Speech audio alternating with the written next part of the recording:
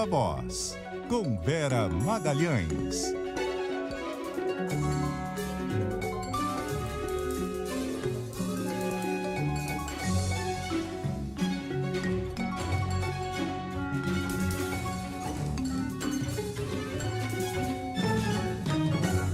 Boa tarde, Vera. Boa tarde, Cássia, Leandro, todo mundo que nos ouve e nos assiste. Olá, Vera, boa tarde.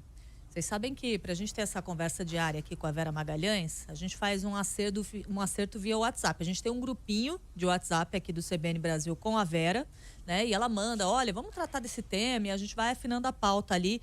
E aí a Vera escreveu uma mensagem e eu fiquei pensando aqui em como a verdade, o que é importante, o noticiário se impõe, né, Vera?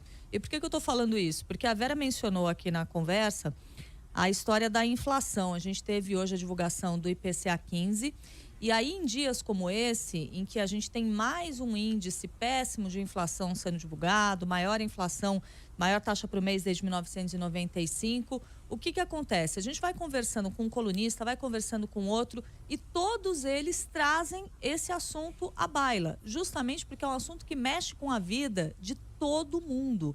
É o que está na boca do povo, nas conversas das pessoas, nas preocupações das famílias, né, Vera? Agora, o que é engraçado é que ao mesmo tempo em que você chama atenção para isso, porque é claro, é um dos assuntos do dia, um dos temas do dia e de vários dias recentes aqui no Brasil, quando a gente vai ver, por exemplo, do que o presidente Jair Bolsonaro está falando, quando a gente traz a nossa reportagem de Brasília que acompanha a agenda dele, ele está tratando de outros temas, está falando de outros assuntos.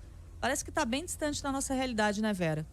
Parece que está bem distante da nossa realidade, Cássia, e está contribuindo para tumultuar mais o ambiente de maneira a que esses indicadores econômicos preocupantes, e hoje a gente tem um combo aí deles, além da inflação, eles vão também se agravando em razão da instabilidade provocada pelo presidente da República.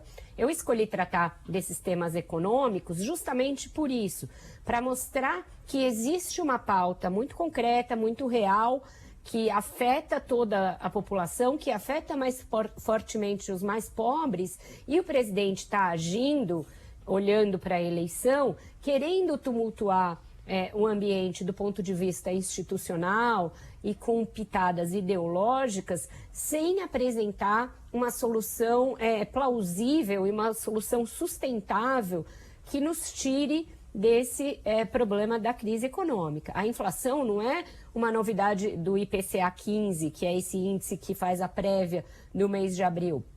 Ela já vem descontrolada desde o ano passado, segue descontrolada nesse ano, ela é influenciada por fatores internos, mas também fortemente desde o ano passado e principalmente nesse ano em razão da guerra, por fatores externos. E o presidente, quando trata desse assunto, é sempre com um viés, com uma embocadura eleitoral para tentar saídas paliativas e não sustentáveis que afastem o problema do palanque e permitam que ele siga com a sua agenda desse universo paralelo a que você se referiu. Então, quando ele tenta encarar a inflação, ele não olha com uma intenção de fazer um planejamento de longo prazo, de cortar gastos que são supérfluos e focar em investimentos que podem levar o país a ter um crescimento maior e criar emprego e, portanto, as pessoas aumentarem a sua renda para fazer frente a uma inflação que está descontrolada. Ele quer que a Petrobras, por decreto, baixe o preço dos combustíveis, então aí ele tumultua mais o ambiente nesse sentido, e ele quer criar os auxílios, Vale Gás, o próprio Auxílio Brasil, para tentar disfarçar e maquiar o grande poder da inflação de corroer a renda das pessoas. Só que, como o presidente não entende de economia, ele não vê que a inflação acaba corroendo esses auxílios que, por sua vez, são temporários. Ele criou o Auxílio Brasil, que vai até o ano que vem. Depois a gente vai ter que ver, vai voltar para o valor do Bolsa Família antigo, o que vai fazer. Então, tudo que o presidente pensa é na eleição, tudo é de curto prazo, e as ações dele geram uma tal instabilidade jurídica e institucional que esses fatores vão ficando mais pantanosos. O dólar, por exemplo, né? Teve um período em que ele começou a baixar e agora ele já escalou para cima de R$ 5 de novo. Pelo que ele é influenciado? Fortemente pela guerra, pelas ameaças da Rússia de agravar aí o conflito, pelo novo lockdown da China, em razão da pandemia, mas também pelo nosso ambiente interno, em que o presidente dá um indulto para um aliado num dia, gerando uma forte sinalização de confronto com o judiciário.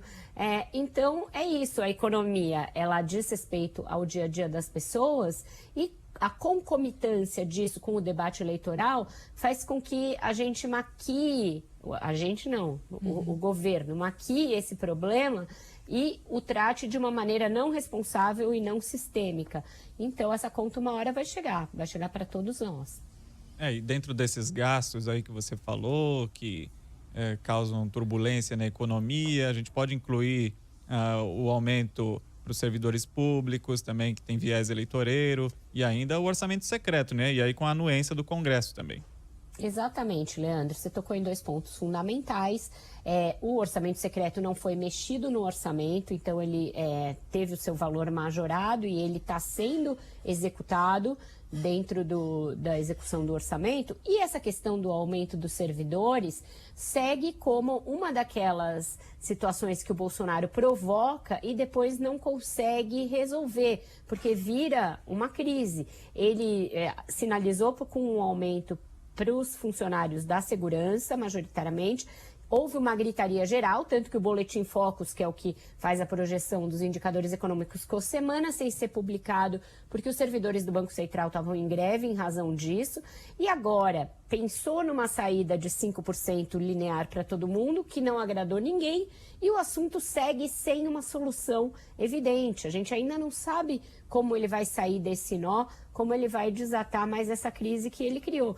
Então, é um presidente que, por não planejar e por não delegar para suas equipes, para que elas decidam com critérios técnicos e olhando para o futuro, ele vai criando uma crise atrás da outra, apagando incêndios que surgem em todos os lugares, e os problemas econômicos, eles não deixam de existir porque o presidente está tumultuando o cenário em outros lugares. Pelo contrário, eles se agravam e ficam para depois da eleição uma conta gigante para pagar, seja o sucessor do Bolsonaro, seja a sociedade como um todo. É isso, 2023 vem aí, a gente não sabe ainda quem vai pagar essa conta, mas a bomba fiscal está sendo armada. Vera Magalhães, muito obrigada pela conversa de hoje. Até amanhã. Até amanhã, Cássia, Leandro e ouvintes. Até.